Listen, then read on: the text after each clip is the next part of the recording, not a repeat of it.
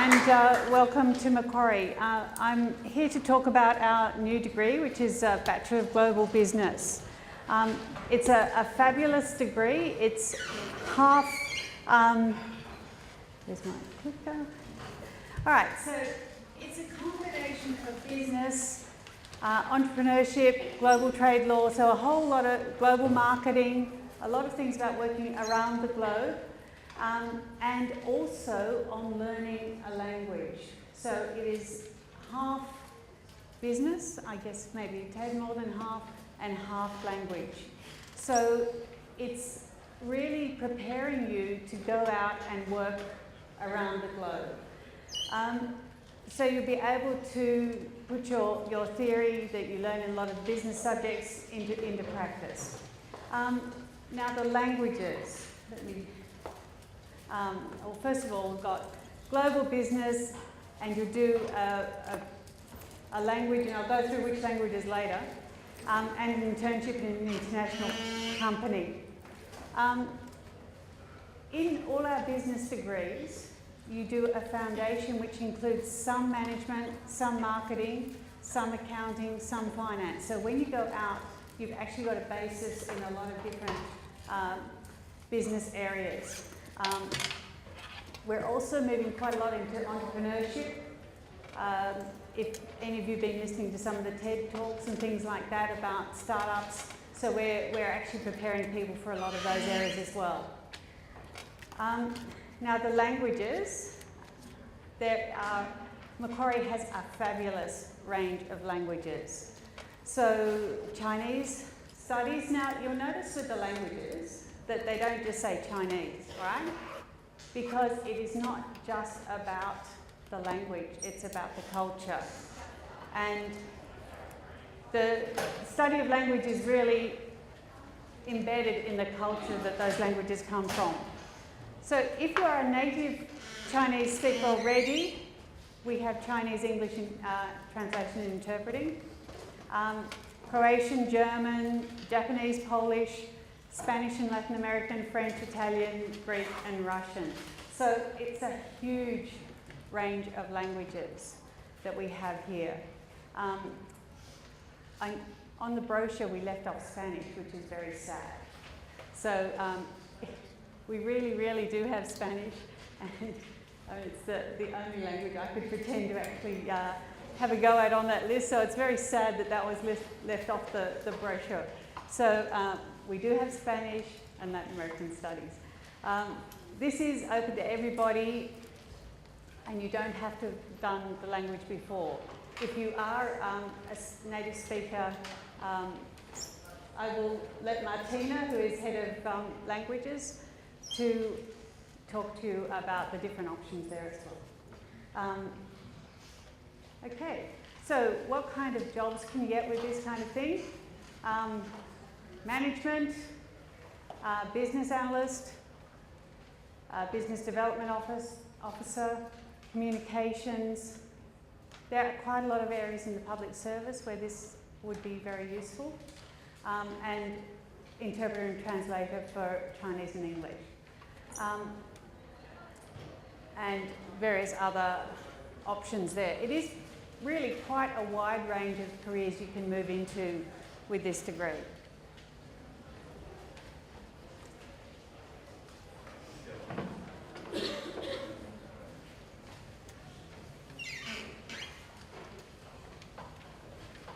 Okay, and at the end, part of this degree includes an internship, and the internship will either be overseas.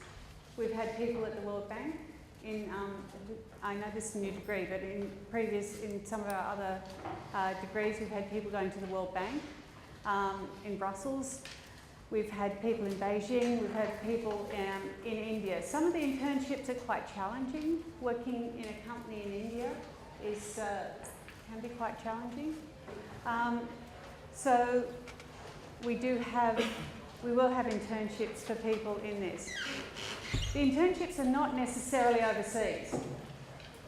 Right, there's plenty of Australian companies that have large or international companies working who have offices in Australia. So could be in Australia.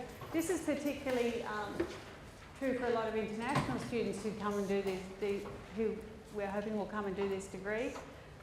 They will probably want an internship actually in Australia because they come from overseas. So we will have those range of internships there. We've just got this is a previous internship at Bayersdorf, those two girls there. All right, so I just want to also talk about a couple of other options. So when I've been talking to students, some people have already got a really, really strong idea that they want to do a particular branch of business. So, for example, if you want to work in human resources in an international company, you may be better doing the Bachelor of Commerce with a major of human resources plus the language. So the Bachelor of Commerce and the Bachelor of Arts, both of those degrees, are set up so that you can do a business major with a language. All right, so if you have a very strong idea of where you want to go, some of those other options may be very useful for you. Martina, would you like to come and talk about the languages? Really good. Can I just get a show of hands who was here for the Bachelor of International Studies for the presentation? So it's only a small, please bear with me if I say something about languages again. Yeah, so if you don't mind.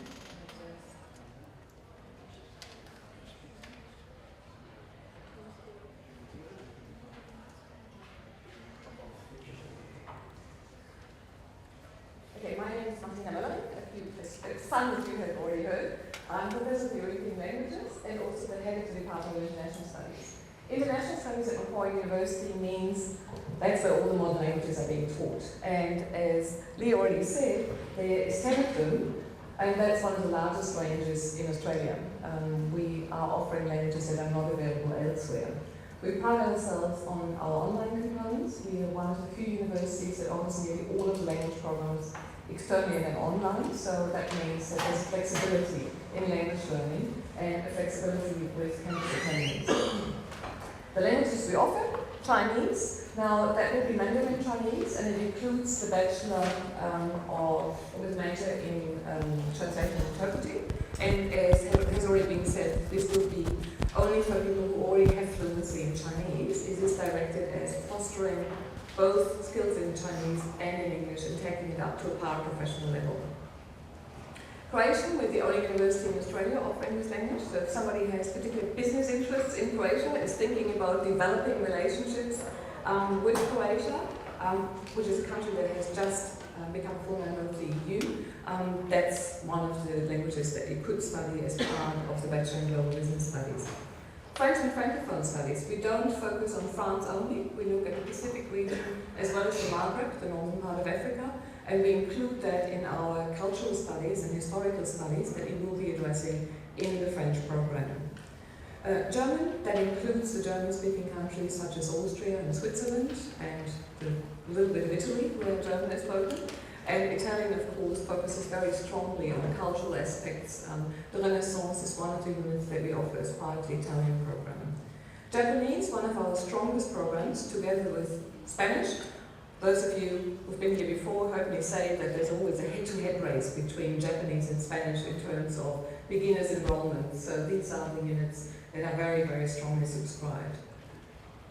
Modern Greek, community-supported language. So again, if you have particular interest in developing business in that part of the world, which probably at the moment is a little bit tricky, but you know, we do offer it, and for when times become better, you'll be well equipped. Polish, again, we are one of the only universities, we are the only university offering Polish in Australia, so we've got a very extensive online and external program there as well. And we're one of 2 universities in Australia offering Russian, which is quite sad if you look at sort of the importance of Russian. Only 2 Australian universities engaging with this, and the third one, the Australian National University, is offering a minor in Russian, and they send their students to us to complete that minor. They only offer 2 courses, and we then train their students up to a minor or major if they want to. And as has already been mentioned, one of our strong areas is Spanish and Latin American studies, and the focus is very much on Latin America. In terms of the research that we do, Latin America features very, very strongly in the courses at undergraduate level, the research projects we set up. Now, when you study language with us, it's not only about reading the language, it's not that sort of more traditional approach of university language study where you read the literature in a particular language, but this is very much about hands-on skills in the language. We use international benchmarking to make sure that our graduates actually come up to a certain level of proficiency in the productive as well as receptive skills, that is reading, writing, speaking and listening. And we do set these benchmarks in such a way that in some of the language we actually have our students tested from outside bodies so that we can say, yeah, we are confident that they actually come up to this level. If students want to do this, it's not compulsory, but we offer that as an opportunity. As Lee has already said, we offer all of our courses from beginner's level. So if you haven't done anything in any of those languages, you're very welcome to start doing that when you start your degree. And, well, Bachelor of Global Business Studies, that's where I hand over to Lee again and close off my presentation. If you've got questions about the languages, and if you want to know a little bit more about any of them or all of them, we're going to be down at the advising tables. There's a whole team of people from languages there. And you're more than welcome to come and talk to us about the level, the language. Sometimes students toss up between two languages. So if you want to discuss those, come and see us, and we'd be very happy to talk to you. Over to you. Thanks very much, Martina. So we really do have it's a real team effort between what we're doing in business. So we've really lined up with what business and industry are looking for, as well as working with languages so that you'll have both of those skills. We also have a lot of advisors if you want to come and talk in detail over at the hub. We have Professor Sherman Young here, also from arts. So if you've got any questions for us now, I'll open the floor to questions. Yeah, okay.